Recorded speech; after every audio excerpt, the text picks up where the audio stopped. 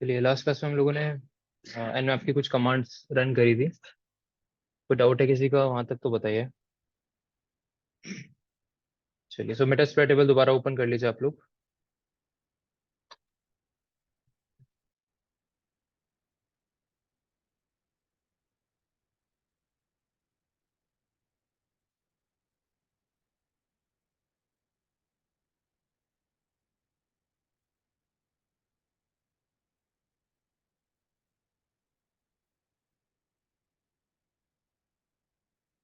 ठीक है,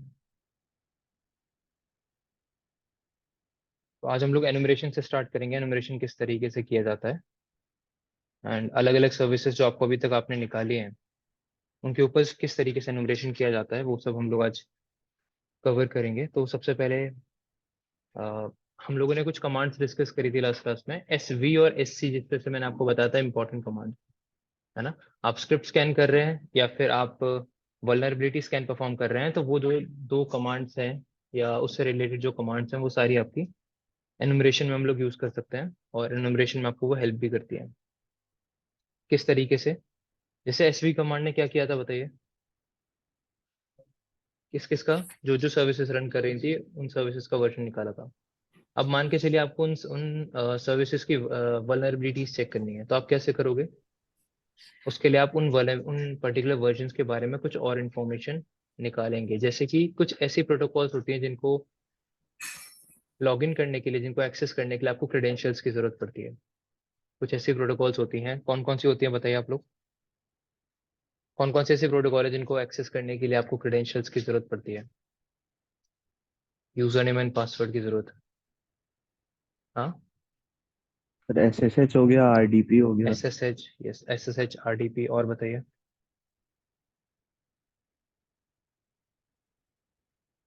S S H हो गया, आर डी पी, अगला अगला बताइए।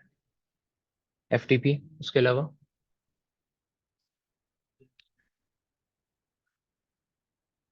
हाँ, तो कौन कौन सी ऐसी प्रोटोकॉल है जिनमें जरूरत पड़ती है?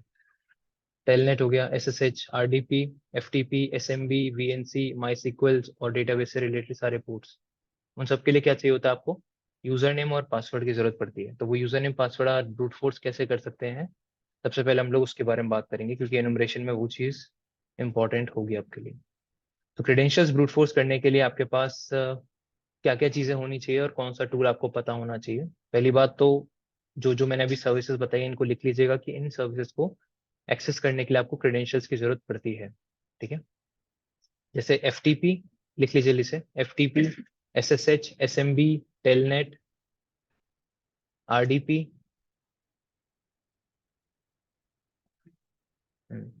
Remote desktop protocol.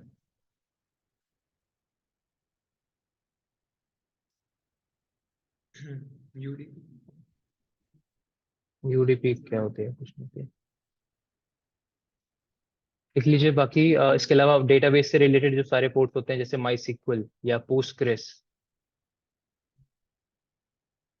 इसके अलावा एस एम बी लिख लिया, S M B, telnet, S S H, F T P, H T T P.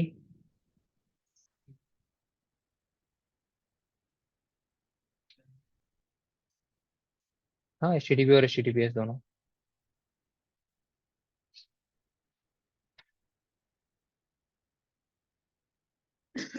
T F T P के लिए क्रेडेंशियल्स की जरूरत नहीं पड़ती है।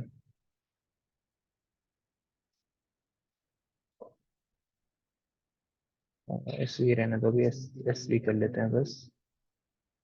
68 और 16। तो ब्रूट फोर्सिंग के लिए किसी को कोई टूल पता है? हम्म, क्या? हाइड्रा नहीं, हाइड्रा। ठीक है, हाइड्रा टूल है जो आप ब्रूट फोर्सिंग के लिए यूज कर सकते हो। जैसे कि ये सारे पोर्ट्स आपको यहाँ पे दिखाई दे रहे हैं कि F T P, S S H, telnet, इसके अलावा एच टी टी पी, फिर माइक्रोसॉफ्ट डी एस मतलब एस एम बी, इसके अलावा आपका माई सिक्वल, पोस्टग्रेस। ये कुछ पोर्ट्स इस मशीन में ओपन है। आर डी पी जनरली आपको विंडोज मशीन में मिलता है ओपन। तो इन पोर्ट्स के ऊपर अगर आपको ब्रूट फोर्सिंग करनी है, तो आप ब्रूट फोर्सिंग के लिए कौन सा टूल यूज करते हैं? हाइड्रा। हाइड्रा एक बहुत पॉपुलर टूल है जो आपको ब्रूट फोर्सिंग में हेल्प करता है किसी भी सर्विस को जिनमें क्रेडेंशियल्स की जरूरत पड़ती है। ठीक है। अब इसमें आपको ब्रूट फोर्सिंग के लिए आपको पता है दो चीजें प्रोवाइड करनी पड़ेंगी। अपने आप से ये लिस्ट जनरेट नहीं करेगा, अपने आप से इसको नहीं पता कि कौन सा क्या यूजर नेम की जगह ट्राई करना है और क्या पासवर्ड की जगह ट्राई करना है। ब्रूट फोर्सिंग का मतलब क्या होता है पहले ये बताइए।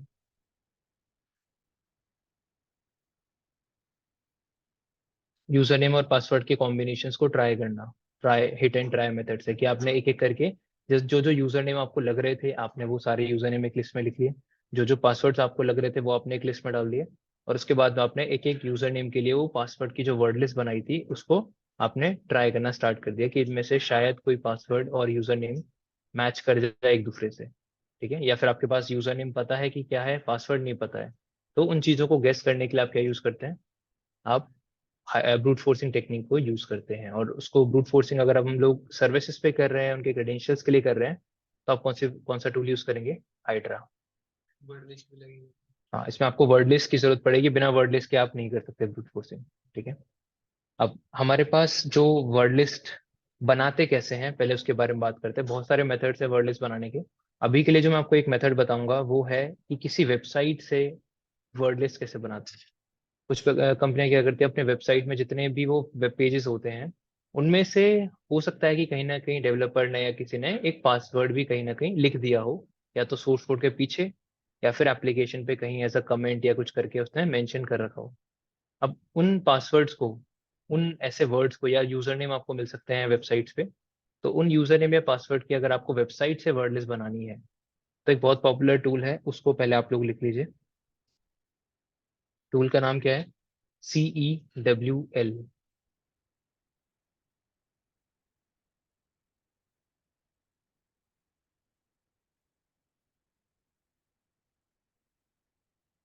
ये टूल पूछा जाता है तो उसके बारे में लिख लीजिएगा आप लोग, CEWL। और उसके बाद जिस आपको पता है इस मशीन पे कौन सा पोर्ट ओपन है, HTTP का पोर्ट ओपन है। ठीक है। या HTTPS भी होता तो भी कोई प्रॉब्लम नहीं थी।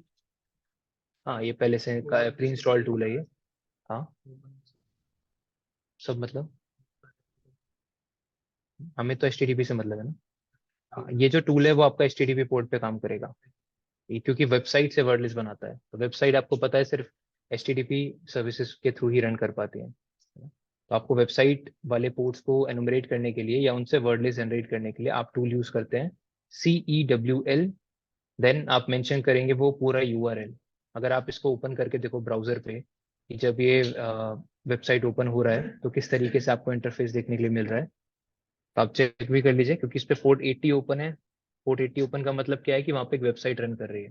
ठीक है। और वेबसाइट कैसे दिख रही है क्या है उसमें, तो आप वो ब्राउजर ओपन करके वेबसाइट का जो URL है वो यहाँ पे आप मतलब IP एड्रेस जो है वो टाइप कर दीजिए, ताकि वो उसके अकॉर्डिंग आपको बता दे कि कौन कौन से मतलब किस तरीके का वेबसाइट वहाँ पे होस्ट कर रखा है हम लोगों ने। इसको एक्सेस करके एक बार देखिए आप लोग, तो इस तरीके का वेब पेज दिखेगा आप लोगों को। ठीक है।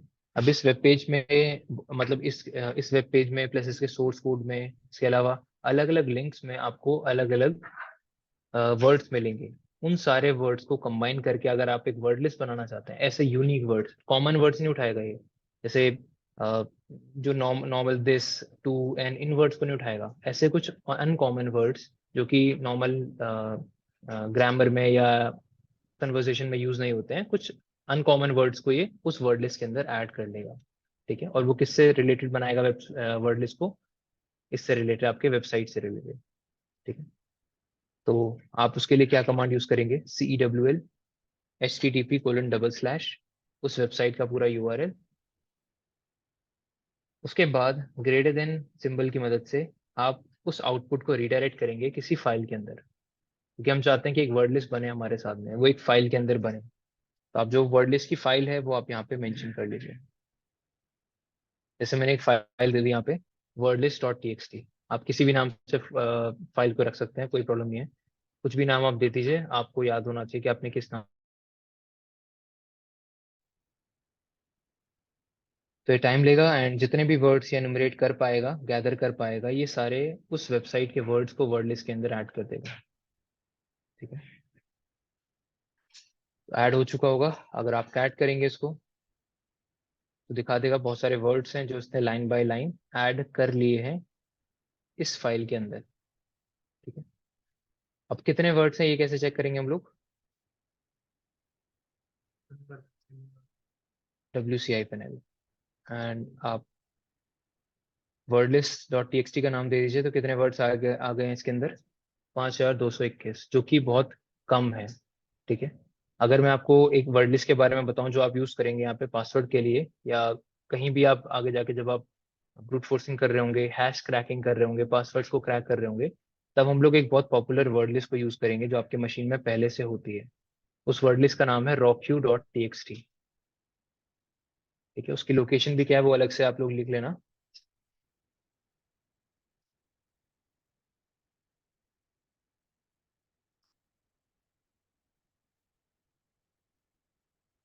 ये वो वर्ड लिस्ट है जो इस लोकेशन में मिलेगी आपको, /usr share word list and then rockq.txt। आपके केस में ये जो वर्ड लिस्ट है वो कंप्रेस्ड फॉर्म में होगी। आप अगर इस लोकेशन पे जाएंगे तो आपको ये दिखेगी rockq.txt.gz। gz से क्या पता चल रहा है? gz से क्या पता चल रहा है? जिप हो रखी है, कंप्रेस्ड फॉर्म में है। और कैसे उसको आप डीकम्प्रेस करेंगे? जी अनजिप की मदद से आप क्या करेंगे, उसको डीकम्प्रेस करेंगे। तो आप लोग अपने में क्या, टार से नहीं होगा। टार आपका कंप्रेस और आर्काइव दोनों के लिए होता है। अगर आपको सिर्फ डीकम्प्रेस करना है फाइल्स को तो आप जी अनजिप टूल का यूज करेंगे, क्योंकि GZ है, TGZ होता अगर तो आप टार का यूज करते हैं। ठीक है, तो लिख लीजिए आप उसको कैसे अनजिप करेंगे, क्या कमांड यूज होगी उसके लिए? जी अनजिप, और आपके केस में होगी, मेरे केस में ऑलरेडी एक्सट्रैक्टेड है वो, तो इस तरीके से आपको मेंशन करना पड़ेगा वहां पे, ताकि वो उस फाइल को जो कंप्रेस्ड फॉर्म में है उसको वापस से डीकम्प्रेस कर दे और ओरिजिनल फॉर्म में उसको ले आए। और इस फाइल को कंप्रेस क्यों किया जाता है? क्योंकि इसके अंदर कितने वर्ड्स होते हैं? 14 मिलियन पासवर्ड्स। इसके अंदर 14 मिलियन पासवर्ड्स हैं, जो कि बहुत कॉमन वर्ड्स हैं। ऐसे कॉमन वर्ड्स हैं जिनको हम डिक्शनरी वर्ड लिस्ट बोलते हैं। डिक्शनरी वर्ड लिस्ट का मतलब ऐसी वर्ड लिस्ट जो कि कॉमन वर्ड्स और कॉमन पासवर्ड्स के थ्रू बनाई गई है, जो आपको डिक्शनरी में भी देखने के लिए मिल जाते हैं। तो जो भी रियल पासवर्ड से अराउंड 2002 2003 में, उस समय की ये वर्ड लिस्ट अभी तक काम आ रही है, क्योंकि अभी भी बहुत सारे लोग हैं जो कॉमन पासवर्ड्स को यूज करते हैं, वो स्ट्रॉन्ग पासवर्ड्स नहीं रखते हैं। ठीक है, तो बहुत बड़ी वर्ड लिस्ट है ये, एंड इसको इसलिए इसको कंप्रेस किया जाता है। तो पासवर्ड के लिए आप आगे जाके ज्यादातर यही वर्ड लिस्ट को यूज करोगे, बट अगर खुद की वर्ड लिस्ट बनानी है तो आप CEWL से बना सकते हो, और भी टूल्स आ गए मैं आपको बताऊंगा जिसके थ्रू आप वर्ड लिस्ट क्रिएट कर सकते हैं। ठीक है, अभी के लिए हमारे लिए जो जरूरी है जानना वो है CEWL। क्लियर हो गया यहाँ तक सभी को? तो हमारी वर्ड लिस्ट एक हम लोगों ने बना ली है जिसका नाम है wordlist.txt। ठीक, अब कुछ और कॉन्सेप्ट समझ लीजिए, हाइड्रा को यूज कैसे करते हैं। तो मैं वापस उसी जगह आ जाता हूँ। तो यहाँ पे आपके पास wordlist.txt है। अब इसको यूज करने के लिए सबसे पहले आपको हाइड्रा चलाना आना चाहिए। तो हाइड्रा कैसे यूज करते हैं वो समझ लीजिए। हाइड्रा कमांड आप लिखेंगे, उसके बाद आपको यहाँ पे कुछ ऑप्शंस डालने पड़ेंगे, जिसमें से या तो आप लिखेंगे कैपिटल एल या तो स्मॉल एल, और उसके बाद कैपिटल P या तो स्मॉल p। अब वो डिपेंड करता है कि किस तरीके की ब्रूट फोर्सिंग आप करना चाहते हैं। कैपिटल एल या कैपिटल P आप तब यूज करोगे जब आपके पास, एल किसके लिए होता है? लॉग इन यूजर के लिए। जब आपके पास यूजर नेम नहीं है और यूजर नेम की जगह आपके पास क्या है? एक वर्ड लिस्ट है। जब आपके पास यूजर नेम नहीं है, हमारे पास यूजर नेम की जगह क्या है? एक वर्ड लिस्ट है। तो आप क्या, कौन सा ऑप्शन यूज करेंगे? Capital L. वैसे ही अगर आपके पास एग्जैक्ट पासवर्ड नहीं पता आपको, आपके पास पासवर्ड की वर्ड लिस्ट है, तो आप क्या यूज करोगे? Capital P। कैपिटल एल या कैपिटल P ऑप्शंस आप तब यूज करोगे जब आपके पास यूजर नेम या पासवर्ड की वर्ड लिस्ट है, exact single user name password नहीं है। जब आपके पास सिंगल यूजर नेम पासवर्ड है तो आप क्या यूज करेंगे उस समय? स्मॉल एल यूजर नेम के लिए और स्मॉल P पासवर्ड के लिए। ठीक है, अब इनको आप कैसे भी इन चारों सिंबल्स को कैसे भी आप यूज कर लो। पहले आप, अगर आपके पास यूजर नेम नहीं है तो आप कैपिटल एल दे दो, कैपिटल और कैपिटल P दे दो। ठीक है, अगर आपके पास यूजर नेम है तो स्मॉल एल कैपिटल P दे दो। वो कैसे भी आप यूज कर सकते हो उन ऑप्शंस को, वो आपके ऊपर है। जो चीज आपके पास है उसको स्मॉल में मेंशन करोगे, और जो चीज नहीं है उसको आप कैपिटल केस में मेंशन करेंगे। ठीक है, यहाँ तक समझ आया सभी को? ठीक है। अभी आप लोगों को पता है कि अच्छा, अगर मैं यहाँ पे दोनों जगहों पे वो सेम वर्ड लिस्ट डाल दूं तो कितने कॉम्बिनेशंस हो जाएंगे टोटल? मतलब अगर आप ट्राई कर रहे होंगे पासवर्ड को क्रैक करने का, तो कितने कॉम्बिनेशन हो जाएंगे अगर मैं दोनों जगह वही 5221 वाली वर्ड लिस्ट डाल दूं? कितने कॉम्बिनेशन होंगे? मतलब यूजर नेम में भी और पासवर्ड में भी? डिवाइडेड बाई 2 कैसे हो जाएगी? इसका स्क्वायर होगा, 5221 का स्क्वायर होगा, है ना? क्योंकि वो सारे एक एक करके ब्रूट फोर्सिंग कैसे होती है, यूजर नेम में से यूजर नेम वाली लिस्ट में से पहला यूजर उठाएगा, उसको पासवर्ड वाले से सारे से ट्राई करेगा, फिर सेकंड उठाएगा उसको सारों से ट्राई करेगा। तो समझ रहे हो कितना टाइम लगेगा फिर? क्योंकि हमने वर्ड लिस्ट सेम दी है, हमने वर्ड लिस्ट सेम दी है ना, तो पहला यूजर नेम उठाएगा पहली वर्ड लिस्ट से जो हम लोगों ने वही अभी क्रिएट करी है, उसके लिए सारे पासवर्ड ट्राई करेगा। फिर यहाँ वापस आके यूजर नेम वाली वर्ड लिस्ट से दूसरा वर्ड उठाएगा, उसके लिए सारे पासवर्ड को ट्राई करेगा। तो मतलब 5221 इंटू 5221 इतने सारे कॉम्बिनेशन होंगे, जो कि बहुत ज्यादा टाइम टेकिंग प्रोसेस रहेगा। तो हमेशा आपको ट्राई करना है कि अगर आपको यूजर नेम मिल रहा है तो बहुत अच्छी बात है, तो आप यूजर नेम को प्रोवाइड कर दीजिए। और यूजर नेम निकालने के भी कुछ तरीके हैं, वो मैं आपको SMTP एनुमरेशन और SMB एनुमरेशन में बताऊंगा। ठीक है, अभी हम लोग ब्रूट फोर्सिंग कर रहे हैं, तो मैं मान के चल रहा हूँ मेरे पास यूजर नेम है, और वो यूजर नेम मैं अभी के लिए जो ले रहा हूँ, एक इस मशीन में यूजर है जिसका नाम क्या है, यूजर। आप लोगों को एक यूजर तो पता ही है, MSF एडमिन। एक और यूजर है जिसका नाम क्या है, यूजर। अभी मैं निकालना बताऊंगा आप लोगों को, याद रखना SMTP एनुमरेशन और SMB एनुमरेशन आपको यूजर नेम एनुमरेट करने में हेल्प करते हैं। यूजर नेम एनुमरेट करने का मतलब यूजर नेम्स की इंफॉर्मेशन निकालना कि उस मशीन में कौन कौन से वैलिड यूजर नेम है। ठीक है, तो अभी मैंने उनमें से एक यूजर नेम लिख लिया यहाँ पे जिसका नाम क्या है, यूजर। आप MSF एडमिन भी ट्राई कर सकते हैं क्योंकि वो भी आपको पता है वहां पे एक एग्जिस्टिंग यूजर है। पासवर्ड के लिए मैं वो वर्ड लिस्ट चूज कर रहा हूँ जो अभी हम लोगों ने क्रिएट करी थी, जिसका नाम क्या है, wordlist.txt। ठीक है, अब किस प्रोटोकॉल को टारगेट करना है आपको, वो प्रोटोकॉल को टारगेट करने के लिए आप यहाँ पे लिख दीजिए कमांड। जैसे फॉर एग्जांपल मुझे FTP का पासवर्ड क्रैक करना है, तो मैंने यहाँ पे क्या लिख दिया, FTP:/, और उसके बाद जो भी IP है उस मशीन का, वो IP एड्रेस मैं यहाँ पे पेस्ट कर दूंगा।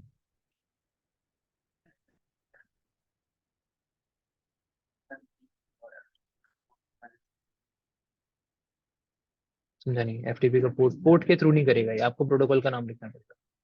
हाँ। अगर FTP किसी और पोर्ट पे रन कर रहा है, अभी तो 21 पे कर रहा है, कोई प्रॉब्लम नहीं है। अगर किसी और पे कर रहा होगा तो आप यहाँ पे कोलन लिख के जिस पोर्ट पे रन कर रहा है वो पोर्ट नंबर दे दो। जैसे मान के चल रहा हूँ कि मेरे केस में 2020 पोर्ट पे FTP रन कर रहा है, एग्जाम्पल के तौर पे। तो आप ब्रूट फोर्स करने के लिए, क्योंकि अब FTP डिफॉल्ट पोर्ट पे नहीं कर रहा है, हाइड्रा को डिफॉल्ट पोर्ट पता है उसका कि 21 है, तो अगर आप सिर्फ इतना लिखोगे तो वो कौन सा पोर्ट को टारगेट करेगा, 21 को टारगेट करेगा। लेकिन अगर आपके केस में आपके टारगेट पे कोई और पोर्ट पे रन कर रही है सर्विस, तो आप वो पोर्ट जो भी है वो आप अलग से मेंशन कर दो कि हाँ, इस पोर्ट पे रन कर रहा है आपका FTP प्रोटोकॉल या जो भी प्रोटोकॉल है, SSH। यहाँ पे आप SSH भी लिख सकते हो, SSH को टारगेट करना है, टेलनेट लिख सकते हो, SMB लिख सकते हो, RDP, जो जो सर्विसेज अभी मैंने आपको लिखवाई थी वो सारी सर्विसेज के नाम आप यहाँ पे मेंशन करोगे। उसके बाद आप लिखोगे :/, और उसके बाद सेम तरीके से IP। और अगर वो डिफॉल्ट पोर्ट पे नहीं कर रही है काम, तो उसका पोर्ट नंबर कोलन के बाद आप मेंशन करेंगे। अभी के लिए डिफॉल्ट पोर्ट पे है तो मैंने हटा दिया यहाँ पे। उसके बाद आपको ये एडिशनल ऑप्शन भी दे सकते हो, यहाँ तक तो चीजें रिक्वायर्ड है, ये देना ही पड़ेगा। एडिशनल ऑप्शन आप दे सकते हो। अब आप एक ऑप्शन बहुत सारे टूल्स में पढ़ोगे जिसको बोलते हैं थ्रेड्स, THREADS। थ्रेड्स का मतलब क्या होता है, नंबर ऑफ पैरेलल प्रोसेस। अगर अगर आपने थ्रेड्स नहीं दिया है तो ये बाय डिफॉल्ट जितने भी थ्रेड्स लेता है, ये अराउंड 5 या 6 थ्रेड्स ये लेता है। उसका मतलब है कि टोटल 6 पैरेलल प्रोसेस से ही आपके टारगेट पे ब्रूट फोर्स कर रहा होगा। एक इंस्टेंस से नहीं, 6 अलग अलग इंस्टेंसेस से ये ब्रूट फोर्स करेगा। लेकिन उस चीज को आप इंक्रीज या डिक्रीज कर सकते हो -T ऑप्शन को मेंशन करके। ठीक है, तो हर एक टूल की अपनी लिमिट होती है थ्रेड्स की। ठीक है, तो इसकी भी अपनी लिमिट है, इसमें आप मैक्सिमम 64 थ्रेड्स दे सकते हो। लेकिन अगेन, अगर आप ध्यान रखिए कि जितना जल्दी आप करोगे स्कैन, जितना जल्दी करोगे उतने चांसेस हैं कि आपको गलत इन्फॉर्मेशन भी दे। तो हमेशा ध्यान रखना है कि इतने एकदम मैक्सिमम थ्रेड्स यूज नहीं करना है कभी भी आपको। आपको उतने थ्रेड्स यूज करना है जिसमें आपको रिलेटिवली इन्फॉर्मेशन आपके पास आ जाए, अदरवाइज वो स्किप करना स्टार्ट कर देगा इन्फॉर्मेशन। ठीक है, तो बेटर है कि आप यहाँ पे 30 दे दीजिए, 30 से हमारा काम हो जाएगा, क्योंकि ये 64 लेता है, आपने हाफ दे दिया इसको थ्रेड्स, कि बाय डिफॉल्ट ये 6 या 10 थ्रेड्स के साथ काम करता है, आपने इसको बोल दिया कि अब 30 के साथ काम करना है, मतलब 30 पैरेलल प्रोसेसेस से आपके टारगेट को वो ब्रूट फोर्स करेगा एफटीपी प्रोटोकॉल के क्रेडेंशियल्स को पता करने के लिए। तो उसको अब चलने दीजिए आप, और ये आपको फाइनली बताएगा कि कौन कौन सा, मतलब इस जो आपने यूजर नेम दिया था, यूजर नेम क्या था, यूजर, इस यूजर का पासवर्ड क्या है वो आपको ये निकाल के देगा। जैसे इसने अभी तुरंत ही निकाल दिया, क्योंकि अब ये चीज डिपेंड करती है कि आपका पासवर्ड कितना जल्दी आ रहा है, कितना देर में आ रहा है, ये किस पे डिपेंड करेगा, कि इस वर्ड लिस्ट के अंदर आपका पासवर्ड किस लोकेशन पर है। वर्ड लिस्ट के अंदर आपका पासवर्ड अगर एकदम 5000 भी रैंक पे है तो उतना टाइम लगेगा, जब तक वो 5000 वाले पासवर्ड तक नहीं पहुंचेगा तब तक आपका पासवर्ड नहीं निकल पाएगा। जितना ऊपर पासवर्ड होगा हमारा या यूजर नेम होगा हमारा, उतना जल्दी हमारी प्रोसेस ब्रूट फोर्स हो जाएगी। ठीक है, जैसे इसने हमारे लिए निकाल दिया कि यूजर नेम क्या था, यूजर, एंड उसका पासवर्ड भी क्या है, यूजर। समझ आया आप लोगों को? ठीक है, यही चीज आप लोगों को बाकी सर्विसेज पे भी ट्राई करनी है। जो भी सर्विसेज मैंने अभी आपको बताई हैं, ये सेम चीज आप लोग ट्राई करोगे। बट जब आप लोग यूजर नेम निकाल लोगे तब आपको पास जैसे दो यूजर तो अभी आपको पता चल गए, एक तो यूजर के नाम से और एक एमएसएफ एडमिन के नाम से। ठीक है, तो दोनों आप लोग इस पे ट्राई करना सेम वर्ड लिस्ट के साथ। तो ये ब्रूट फोर्स करके आपको क्रेडेंशियल्स इस तरीके से बताएगा कि हाँ 21 पोर्ट जिस पे एफटीपी रन कर रहा है, इसका आईपी एड्रेस ये है, उस पे यूजर नेम क्या है और पासवर्ड क्या है, को निकाल के उसने दे दिया। ठीक है, अभी चेक करना है कि क्या यूजर नेम पासवर्ड सही है या नहीं है, तो चेक भी कर लेते हैं। किसके क्रेडेंशियल्स थे ये, एफटीपी के। तो हम एफटीपी से कनेक्ट कैसे करते हैं, आपको हर एक सर्विस एनुमरेशन में ये पता होना चाहिए कि किस सर्विस से कैसे कनेक्ट किया जाता है, किस सर्विस से किस तरीके से कनेक्ट किया जाता है, ये आप लोगों को एनुमरेशन के केस में पता होना चाहिए। तो एफटीपी से कनेक्ट करने के लिए आपको क्या कमांड यूज करनी पड़ती है, बताइए। आप लिखेंगे एफटीपी और आईपी, एंटर करते ही वो आपसे पूछेगा, अगर उस पोर्ट पे एफटीपी, मतलब उस मशीन पे जो आपने यहाँ पे आईपी दिया है, उसके 21 पोर्ट पे अगर एफटीपी चल रहा होगा तो तुरंत आपसे वो क्या मांगेगा, यूजर नेम। तो सबसे पहले आप यहाँ पे यूजर नेम बताइए, यूजर नेम क्या है हमारा जिससे मैं लॉगिन करना चाहता हूँ। अभी हमें यूजर नेम पता है क्या है, वो यूजर, मैंने यूजर नेम यूजर टाइप किया। उसके बाद वो पूछ रहा है कि उसका पासवर्ड क्या है, वो भी क्या है, यूजर। आपने यूजर पासवर्ड पासवर्ड भी टाइप कर दिया। जैसे ही आप एंटर करोगे और अगर यहाँ पे इस तरीके का मैसेज आ रहा है लॉगिन सक्सेसफुल, मतलब आपका जो लॉगिन है एफटीपी सर्वर से आप कनेक्ट कर चुके हैं, एफटीपी सर्वर से आप कनेक्ट कर चुके हैं। एफटीपी सर्वर का काम क्या होता है, एफटीपी सर्वर हम क्यों यूज करते फाइल हैं, क्या? ट्रांसफर करने के लिए। यस, फाइल ट्रांसफर करने के लिए आप यूज करते हैं। कैसे मतलब, कहाँ फाइल ट्रांसफर करनी है, किसके बीच में? मतलब दो सिस्टम्स के बीच में आप क्या बोलते हैं, कम्युनिकेशन के लिए, मतलब डेटा ट्रांसफर करने के लिए, फाइल ट्रांसफर करने के लिए यूज करते हैं। तो इनमें से एक सिस्टम क्या होगा आपका, एफटीपी सर्वर होगा, जिस पे फाइल्स पड़ी होंगी, और जो बाकी क्लाइंट सिस्टम्स होंगे वो एफटीपी सर्वर से कनेक्ट करेंगे ताकि वो उसकी सर्विस को एक्सेस कर पाए। ठीक है, उसके जो फाइल्स हैं उनको एक्सेस कर पाए, उनको डाउनलोड कर पाए, या एफटीपी सर्वर पर फाइल्स को अपलोड भी कर पाए। ठीक है, तो अभी आपने कनेक्ट करा है किस यूजर से, जिसका नाम है यूजर। ठीक है, सर यस सर बताइए। जैसे सर एक मशीन पे जैसे एफटीपी सर्विस रन कर रही है, तो जो फाइल्स मतलब एफटीपी में होंगी वही कॉपी होंगी या पूरे सिस्टम की फाइल्स एक्सेस होंगी? एफटीपी सर्वर की स्पेसिफिक लोकेशन होती अच्छा। है। ओके आपको सर। एफटीपी सर्वर जब आप कॉन्फ़िगर करेंगे तो उसमें आपको यस सर। बताना पड़ता है कि किस फोल्डर की फाइल्स को आप शेयर करना चाहते हैं। तो जो फोल्डर्स की फाइल ओके आपने शेयर करी होंगी वही लोग एक्सेस कर पाएंगे क्लाइंट साइड पे, अदरवाइज नहीं। ठीक है। आप लोगों ने करा है कभी किसी ने एफटीपी कॉन्फ़िगर? तो आप एफटीपी जब कॉन्फ़िगर करते हैं तो आपको उसकी कॉन्फ़िगरेशन में बताना पड़ता है कि कौन सा फोल्डर है आपके सर्वर का जिसके कंटेंट्स को आप शेयर करना चाहते हैं जब कोई एफटीपी सर्वर से कनेक्ट करे। तो आप लोगों ने नहीं करा तो आप लोग करके देख लीजिएगा। तो उस समय जो भी कंटेंट शेयर किया होगा आपने एफटीपी सर्वर पे, उससे अब जब आप कनेक्ट करोगे तो आप वही कंटेंट यहाँ पे एक्सेस कर पाएंगे। जैसे आप लोग अभी विंडोज में कंटेंट्स को लिस्ट करने के लिए या लिनक्स में कंटेंट्स को लिस्ट करने के लिए ls या dir जैसी कमांड्स को यूज करते हैं, वो दोनों कमांड्स यहाँ पे काम करती हैं। आप ls भी यूज करोगे तो भी आपको ये कंटेंट्स लिस्ट कर देगा। अगर आप यहाँ पे dir भी करोगे तो भी आपके सामने कंटेंट्स लिस्ट हो जाएंगे, और कंटेंट्स वो दिखाएगा जो अभी एफटीपी सर्वर पे आपके पड़े हुए हैं। तो जो जो फाइल और डायरेक्टरीज यहाँ पे कुछ भी है, जैसे तीनों यहाँ पे क्या है, फाइल है। तीनों क्या है यहाँ पे, फाइल है। तो आपको दिखा रहा है कि फाइल यहाँ पे पड़ी हुई है और ये उन फाइल्स के नाम है जो यहाँ पे है। ठीक है। अब आपको इनमें से किसी भी फाइल को डाउनलोड करना है, तो डाउनलोड कैसे करेंगे फाइल्स को? हमने लिस्ट तो कर लिया, ठीक है। अगर कोई डायरेक्टरी होती है उसके अंदर जाने के लिए कौन सी कमांड यूज करते हैं आप? cd। ठीक है, वही कमांड यूज होती है, cd और डायरेक्टरी का नाम, ताकि आप किसी डायरेक्टरी के अंदर चले जाएं जो एफटीपी सर्वर पे पड़ा हुआ है।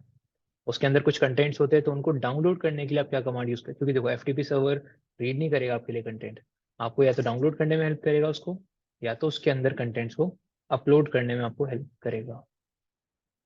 तो कैसे करेंगे आप इसमें कंटेंट्स डाउनलोड? क्या कमांड यूज करते हैं हम लोग, लिख लीजिएगा ये कमांड। गेट कमांड यूज होती है एफटीपी सर्वर से किसी भी फाइल को डाउनलोड, डायरेक्टरीज आप डाउनलोड नहीं कर सकते हैं, फाइल्स को ही डाउनलोड हम लोग करते हैं। तो आप जो भी फाइल है जिसको डाउनलोड करना है आपको, उसको आप कौन सी कमांड से डाउनलोड करेंगे? गेट कमांड से।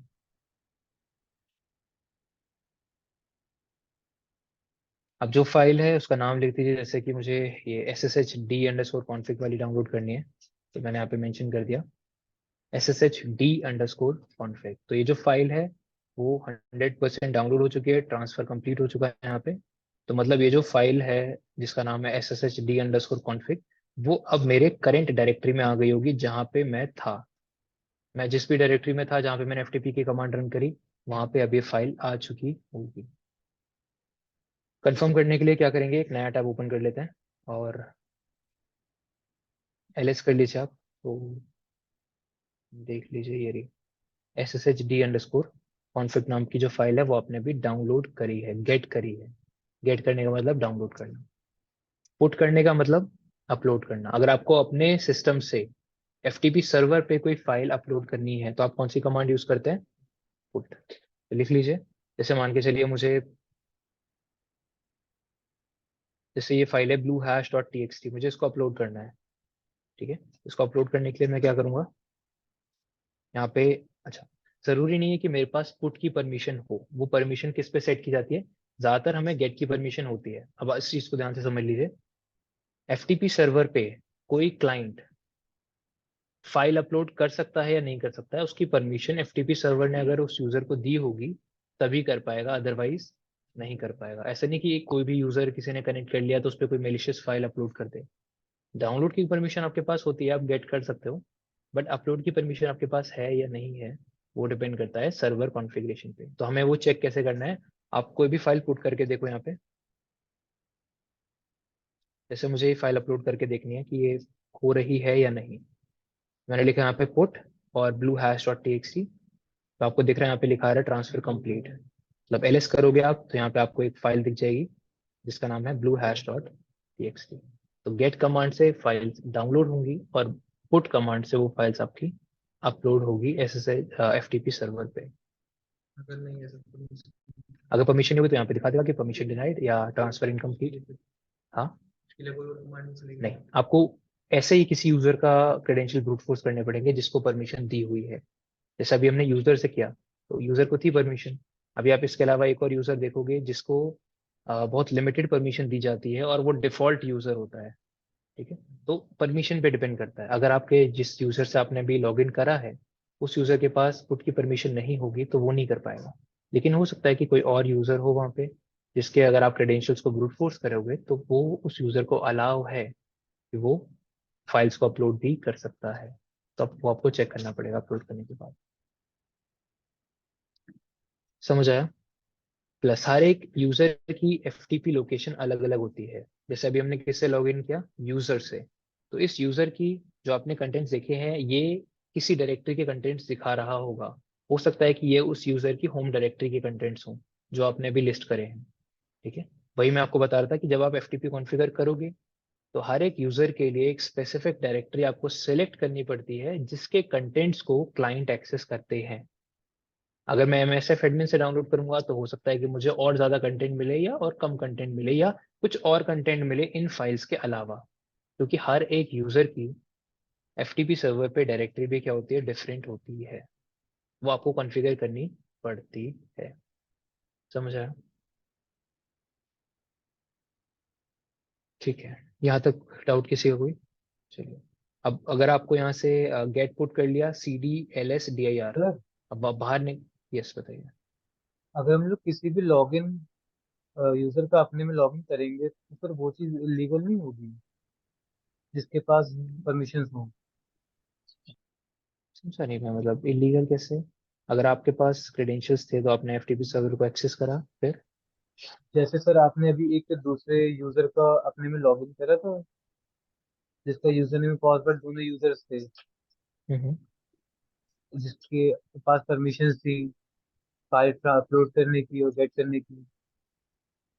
ठीक है, वैसे ही अगर मैं किसी और यूजर का अपने में लॉगिन ऐसे करूंगा तो फिर वो चीज इलीगल नहीं होगी। ये भी तो कोई और यूजर ही हुआ ना, ये हमारा यूजर थोड़ी है। ये जो हमने यूजर से लॉगिन करा है, ये यूजर भी तो कोई और यूजर है ना उस मशीन का, ये हमारा मशीन थोड़ी है। मैं ये जो बात कर रहा हूँ वो इस मशीन की बात कर रहा हूँ। मतलब हम लोगों ने अपने मशीन से इस मशीन के उस फोल्डर और फाइल्स को एक्सेस किया है। तो इस मशीन में जो जो यूजर्स हैं जिनके क्रेडेंशियल्स आप ब्रूट फोर्स कर पा रहे हो, तो वो डेफिनेटली इलीगल तो हो गई। अगर आपने बिना परमिशन के ये सारे काम कर रहे हैं। अगर आपके पास परमिशन है सामने वाले से और आप उनके ऊपर ये क्या बोलते हैं, पेनिट्रेशन टेस्टिंग कर रहे हैं, उनको बता रहे हैं कि उनकी वीकनेस क्या है, वल्नरेबिलिटी क्या है, तो आप ये अच्छा काम कर रहे हैं, क्योंकि आप उनको लास्ट में ये बताओगे, एक रिपोर्ट दोगे कि उनकी वीकनेस क्या थी, उनकी वल्नरेबिलिटीज क्या थी।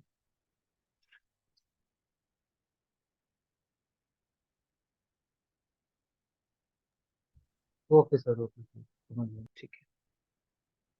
ओके, अब आपको यहाँ से बाहर निकलना है, वापस अपने ही शेल पे आना है, तो आप क्या कमांड यूज करेंगे? एग्जिट। तो एग्जिट कमांड आपको वापस से आपके शेल पे ले आएगी। बिल्कुल कर सकते हैं, जिस तरीके की फाइल अगर आपके पास पुट परमिशन है तो आप एफटीपी सर्वर पे कोई भी तरीके की फाइल आप डाल सकते हैं।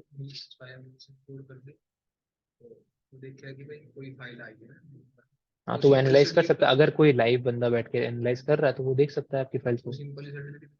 कर सकता है।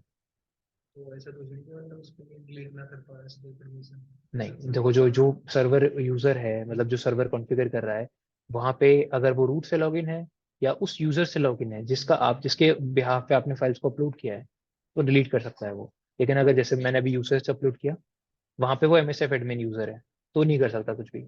या तो यूजर या तो रूट ही उन फाइल्स को डिलीट कर सकता है, अदरवाइज और कोई नहीं कर सकता है। ठीक है, अगर वो दोनों नहीं है तो आपकी फाइल डिलीट नहीं हो पाएगी। कोई और यूजर ने देखा है तो वो डिलीट नहीं कर पाएगा, सिर्फ यही दोनों यूजर कर पाएंगे।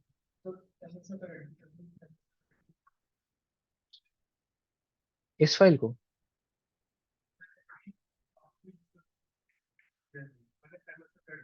एफटीपी पे ना। हाँ,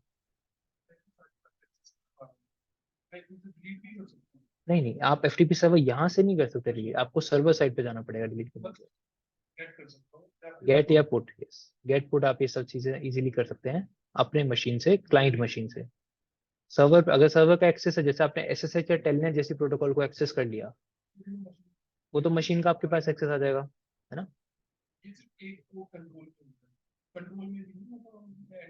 हाँ, आपने उस मशीन के कुछ स्पेसिफिक पार्ट को एंटर किया है जिसका एक्सेस एफटीपी सर्वर को दिया गया था, जिस डायरेक्टरी का एक्सेस दिया गया था एफटीपी सर्विस को, वो पार्ट आपने एक्सेस किया बस।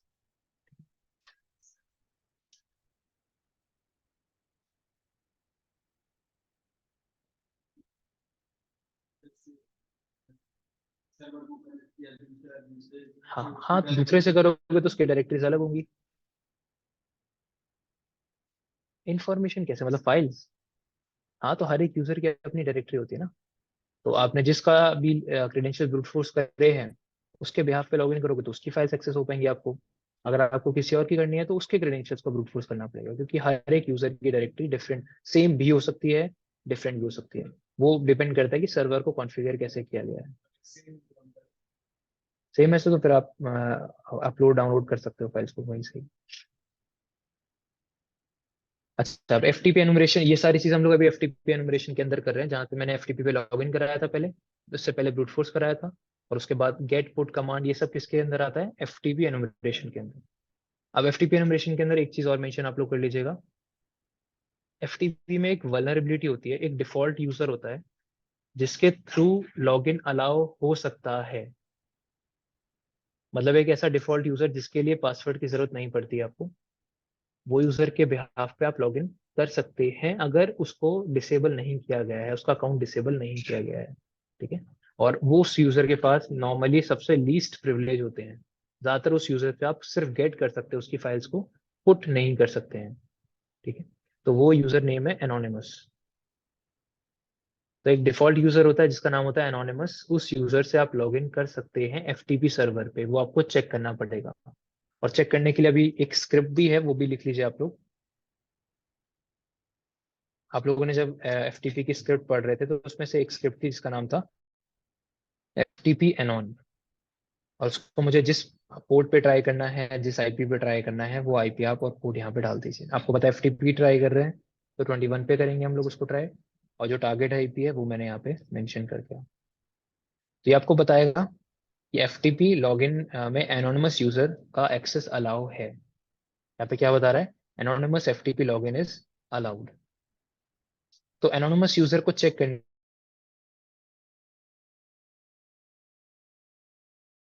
-anon, अगर ये अलाउ है तो आप उस यूजर नेम तो फिक्स है, यही है एनोनिमस। बिना किसी पासवर्ड के आप लॉगिन कर सकते हो, क्योंकि इस यूजर नहीं होता है, ये एक डिफॉल्ट, एक गेस्ट अकाउंट की तरह होता है। ठीक है। तो लॉगिन कैसे करेंगे आप इस पे? अगेन हम लोग वही कमांड यूज करा, एफटीपी और आईपी एड्रेस, और उसके बाद आपने लिख दिया एनोनिमस से आप यूजर नेम डालेंगे, एनोनिमस एंटर करेंगे, आपसे पासवर्ड पूछेगा, पासवर्ड आप डालिए मत डालिए। जैसे आप एंटर करेंगे तो अगेन क्या हो जाएगा? फुल। यूजर के केस में ऐसा नहीं होता, ये नहीं कि यूजर के केस में भी हम कुछ भी पासवर्ड डालते हैं तो हमें अलाउ कर देता।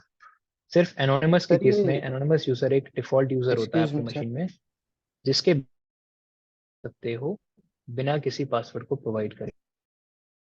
एक मिनट, सर ये जो आज सब नंबर आ बताइए। रहा है ये क्या है सर? कौन सा नंबर? टू ये थर्टी जो लॉग, यस सर। ये कोड होते हैं बेसिकली, हर एक चीज का एक कोड होता है एफटीपी में, तो आप लोग कोड भी याद कर सकते हैं। 230 कोड होता है हमेशा लॉगिन सक्सेसफुल का, ये अलग अलग दे रखे हैं आपको। Version okay sir. बताता है। 331 यहाँ पे आपसे पासवर्ड स्पेसिफाई करने के लिए बोल रहे हैं। जब आप करते हैं तब भी एक एरर आता है 500 समथिंग करके, तो वो एरर कोड है, याद करने की जरूरत नहीं है, बट याद करना चाहते हैं तो कर सकते हैं। ये एफटीपी के कोड है, जैसे एचटीटीपी के अपने कोड होते हैं ना, स्टेटस यस कोड सर। होते हैं 200 300 302, उस तरीके के यहाँ पे ये एफटीपी सर्वर के कोड हैं, स्टेटस कोड। Okay sir. हाँ।